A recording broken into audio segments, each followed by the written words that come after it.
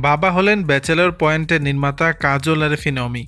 জনপ্রিয় ধারাবাহিক ব্যাচেলর পয়েন্টের নির্মাতা কাজল আরেফিন অমি বাবা হয়েছেন।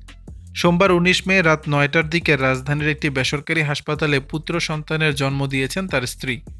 গণমাধ্যমকে খবরটি অমি নিজেই নিশ্চিত করেছেন। অমি বলেন, এই তো কিছুক্ষণ আগে রাত ৯টার দিকে সন্তানের জন্ম হয়েছে।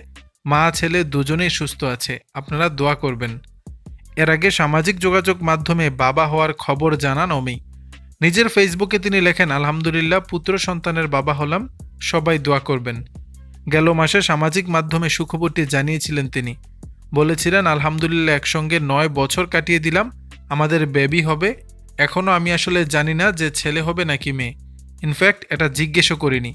যেটাই হবে আমি চাই আমার সুস্থ সন্তান হোক এবং আমার ওয়াইফ সুস্থ থাকুক। সবার কাছে দোয়া চাই। গেল ঈদে মুক্তি পায় অমি নির্মিত ওয়েব ফিল্ম হাউসউইট। এতে অভিনয় করেছেন জিয়াউল ফারুক, অপূর্ব ও তাসনিয়া ফারিন। দর্শক, বিষয়টি নিয়ে আপনাদের মতামত জানাবেন নিচের কমেন্ট বক্সে।